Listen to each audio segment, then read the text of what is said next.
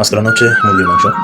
3 kilo ওজনের একটি মুরগি নিয়ে আসলাম, কুটে ধুয়ে চকচক করে তারপর একটা করে বেছে নিলাম। এখন আদা রসুন পেঁয়াজ কাঁচামরিচ এলাচ লং দারচিনি সব কিছু মিক্সার, তারপর নিয়ে নেব কাঁচামরিচ, তারপর জিরা জিরা একটু পেরে নিলাম। এখন কিছুক্ষণ পরে একটু যে ব্রাউন কালার হয়ে আসলে তখন আমরা সেচবো। এখন সেচনি দিয়ে সুন্দর করে পরিবেশন করবো। সেচনিটা দিয়ে সেচে নিলাম, তারপর গুঁড়ো হয়ে গেল।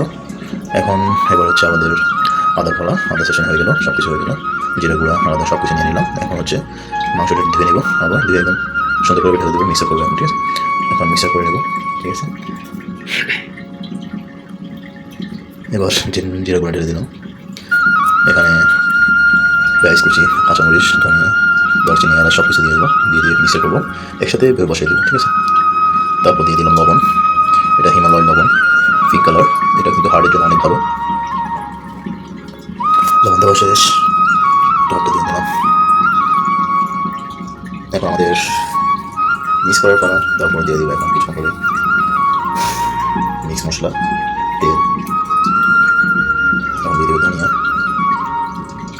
তারপর মিক্স মশলা যতটুকু পরিমাণ প্রয়োজন ততটুকু দিয়ে দিলাম। ঠিক আছে, এখন দিয়ে দেবো ধনিয়া, হলুদ দিয়ে দেবো, হলুদ দেওয়া শেষ। এখন আমাদের তেল ঢালার পালা। তেল ঢালার পর সুন্দর করে মিক্স করে নেব, মিক্স হয়ে গেল। তারপর ফাইনালি আমাদের পাকটা হয়ে গেল। ফাইনালি পাকের কালার কালো বোনা মুরগির। একদিন শুনে আসলাম কালো বোনা গরুর, এখন আমরা মুরগির কালো বোনা করলাম। অনেক টেস্ট হয়েছে মাশাআল্লাহ।